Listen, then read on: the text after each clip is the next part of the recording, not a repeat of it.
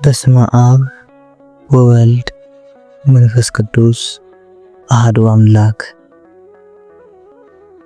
ደብረ ዘይት በኢየሩሳሌም አቅራቢያ የምትገኝ የወይራ ዛፍ በብዛት የሚበቅልባት ደብረ ዘይት ወይም ደግሞ የዘይት ተራራ የምትባል ስፍራ አለች።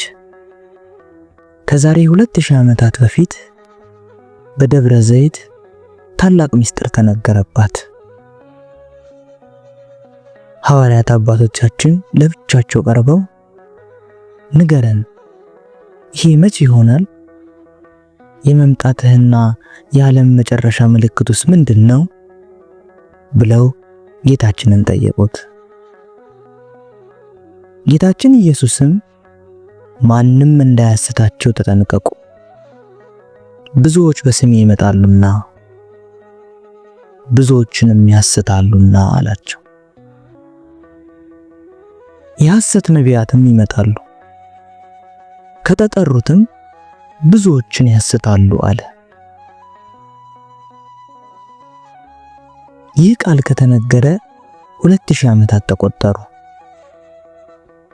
እሱ ባረገ ገና በ10 ዓመታት ውስጥ ብቻ ከክርስቶስ ነን እያሉ ምዕመናንን ለመንጠቅ ብዙዎች ታገሉ። በጥቂቱ ተሳካላቸው። ከ100 ዓመታት በኋላ ደግሞ ከጌታ ሳይላኩ ተልከናል የሚሉ የሐሰት ነቢያት፣ የተንኮል ሐዋርያት ተነሱ። ጌታ ቀጠል አደረገና የጦርንም ወሬ ትሰማላችሁ። ጦር ሲሰበሰብ፣ ጋሻ ከጋሻ ሲሳጎድ፣ ይህንን ስታዩ እንዳትደነግጡ፣ ይህ ሊሆን ግድ ነውና፣ ግን መጨረሻው ገና ነው አላቸው። ሕዝብ በሕዝብ ላይ ይነሳል፣ ወገኔ አይደለም ያለውን ሁሉ ያጠፋል። ምን ይሄ ብቻ? እስራኤል በእስራኤል ላይ፣ ክርስቲያኑ በክርስቲያኑ ላይ ይነሳል። አንዱ መንግስት ሌላኛውን ለማጥፋት ቀን ከሌት ይሰራል። ረሃብና ቸነፈር፣ ድርቅና በሽታ፣ ችግርና ስቃይ በምድር ላይ ይንሰራፋል። ይህ ሁሉ የምጥ መጀመሪያ ነው ሲል ጌታ ተናገረ። አቤቱ የምጡ መጀመሪያ እንዲህ ከሆነ ምጡ እንዴት ይሆን? ኔሮን ቄሳር ካመጣው መከራ ከሱ በላይ የሚከብድ ሊመጣ ነውን? ከዲዮቅልጥያኖስ የከፋ መሪ ሊነሳብን ነውን? ያን ጊዜ አለ ጌታ፣ ያን ጊዜ ለመከራ አሳልፈው ይሰጧቸዋል፣ ከምኩራባቸው አስገብተው ይገርፏቸዋል፣ ይገድሏቸዋል። በስሜ ስላመናችሁ፣ ስለ ስሜ ስለመሰከራችሁ በአሕዛብ ሁሉ ዘንድ የተጠላችሁ ትሆናላችሁ። ወንድም በወንድሙ ላይ የሚነሳበት፣ አባት ለልጁ የማይራራበት ጊዜ ትመጣለች። እናትም የሴት ልጇን ጩኸት ማዳመጥ አትችልም። ከብዙዎች ዘንድ ፍቅር ትቀዘቅዛለች። የተራበውን ለማብላት የሚዘረጋ እጅ ጠፍቶ ለመቀማት ይቻኮላል። በነፃ ያገኘውን የፈጣሪን ውሃ ለማጠጣት ዘር የምትቆጥር አንደበት ትሰለጥናለች። እንዴት እኔ አማርኛ ስናገር ኦሮምኛ የምታወራው አንተ እኔን ለምን ትጠይቃለህ? ከሰሜን መጥቼ ከደቡብ የመጣህ አንተ እንዴት እኔ በጠጣውበት ትጠጣለህ? አንተ ነጭ ስትሆን ከኔ ከጥቁሩ ምን ትሻለህ? ብቻ ይነግሳል። ከአመፃ ብዛትም ከብዙዎች ዘንድ ፍቅር ትቀዘቅዛለች። በሕዝብና በአሕዛብ ሁሉ ላይ ምስክር ሊሆን ይህ የመንግስቱ ወንጌል በዓለም ሁሉ ይሰበካል አላቸው። ከዓለም መፈጠር አንስቶ ያልሆነ መከራ፣ ችግርና ስቃይ በሰውና በምድር ላይ ይፈሳል።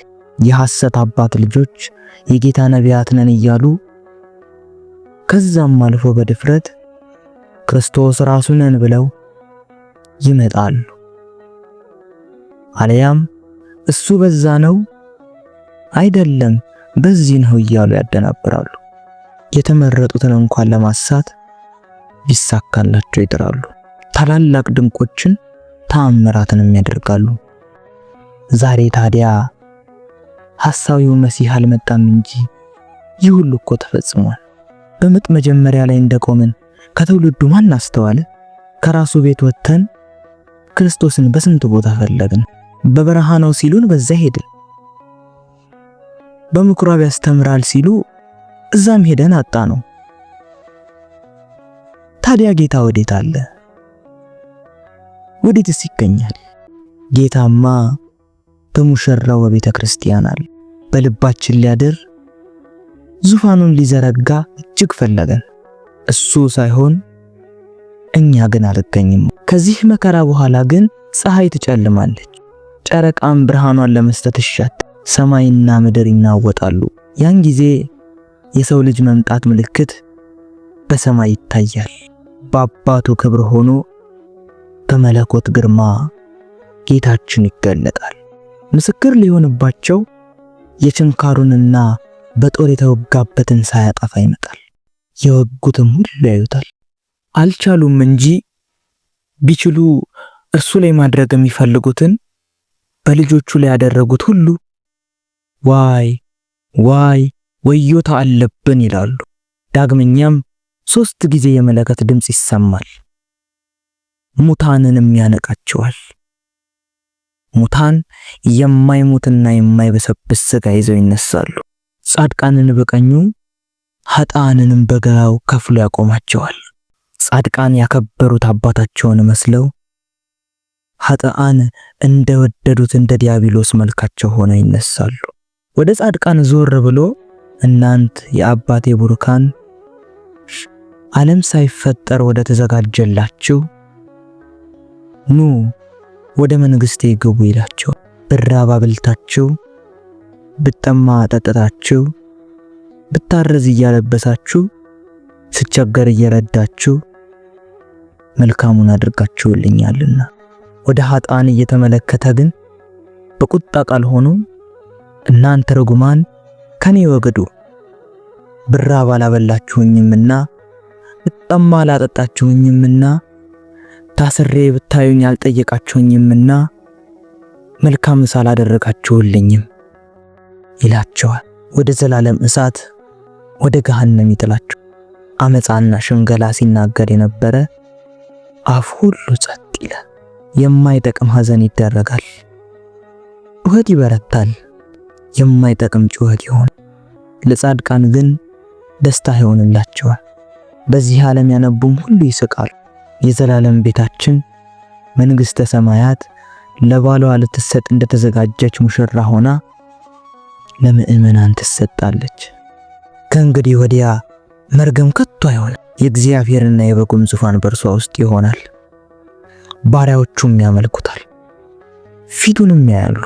ያን ጊዜ ተምረን ዘንድ በበላነው ሥጋህ በጠጣነው ደምህ ተማጽነንሃል።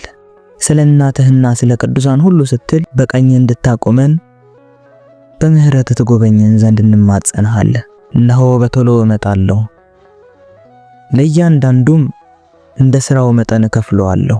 ዋጋዬ ከኔ ጋር ነው። አልፋና ኦሜጋ፣ ፊተኛውና ኋለኛው፣ መጀመሪያውና መጨረሻው እኔ ነኝ ይላል። አሜን።